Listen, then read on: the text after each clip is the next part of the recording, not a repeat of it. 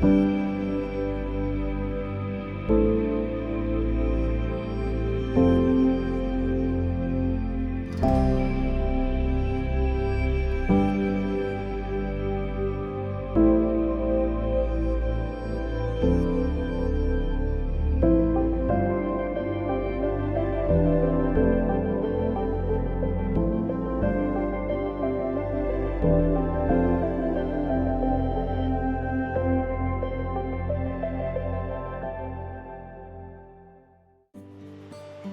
2010, my son's graduating from high school. I contact a photographer. I ask him, how much will you charge me to shoot my son getting his diploma from the bishop? And he told me. I looked at my wife, I said, I'm gonna go buy a camera.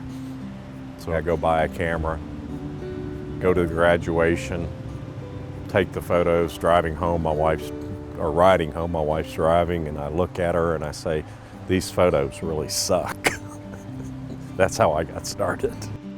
After that experience, I shot probably for 3 months continuous, trying to figure out what is going on that I'm not able to capture it. And I tried the sports mode and the scene modes and all the stuff that the camera gives you.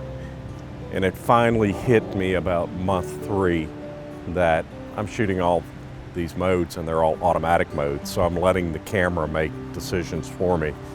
And I'm an engineer, software engineer, computer science graduate. And all I can envision is a bunch of these geeky little guys sitting around in a room trying to interpret the scene I am seeing and writing code. I started shooting manual and bam, I accelerated pretty quick. We had Alex North's photography in our fine arts gallery here at MGCCC. And it was a collection of over 40 pieces that he had taken. Lots of different media type, traditional surfaces, but also metal prints, canvas prints, and but work that pretty much documents what we have to live with here on the Gulf Coast. It's just the beauty of our environment down here that's captured unlike anyone else I've been able to see, captured before.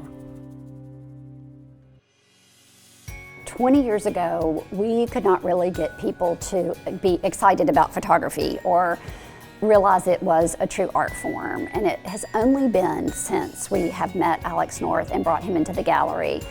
And he has made his art so public that people really view it now and understand that photography is magnificent art. And he so showcases our beautiful Gulf Coast. It's an art form. Photography is a form of art. No different than drawing or painting in the sense that you do have to work with the same elements and principles to capture what it is that you're trying to capture. I think what makes his work so unique is that ability to compose and his own ability to stalk a composition. He will lay in wait for hours, days, months, strategize, and wait for the perfect time to capture what it is that he's after. So in that sense, it takes a lot of effort and work to do what it is that he does.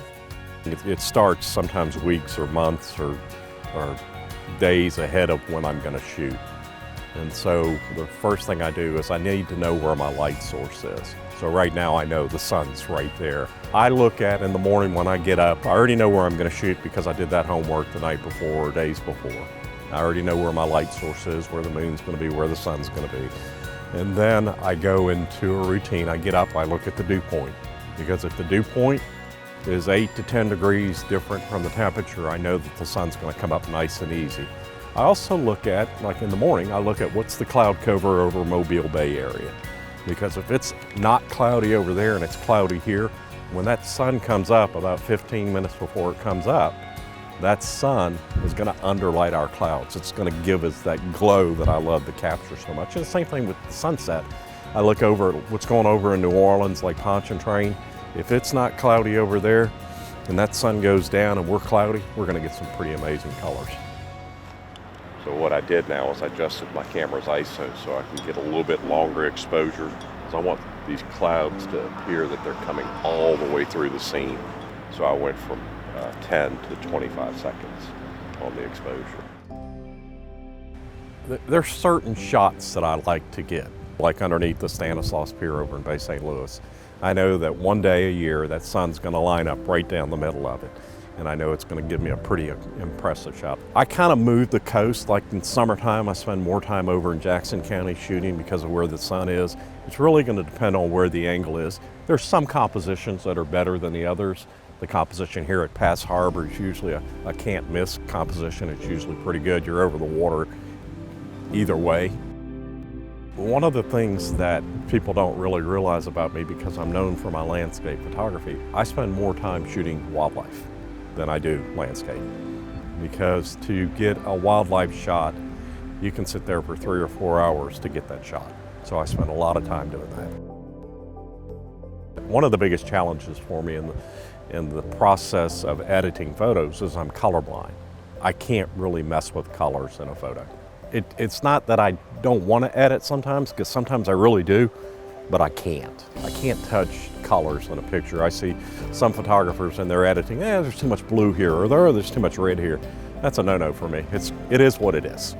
I think Alex, more than anyone, being someone that is colorblind, can look at something and see the beauty and is able to capture it in a camera, makes him an exceptional artist. I don't think, unless he told you he was colorblind, that you would ever suspect it. Certainly not through the quality of the work that he's able to capture. I don't know else how to explain what it is that he does in terms of capturing the subtlety of the color, the subtlety of the transient light, and doing so in a way that is perfectly balanced. Alex has a way of capturing through his camera, I think, the things that those of us here on the Gulf Coast love about where we live. It's the sort of thing that we might casually glance at if we're fortunate enough to be in that moment, but he's able to capture it and preserve it and do it in a way that communicates that beauty to the public, to whoever wants to see it.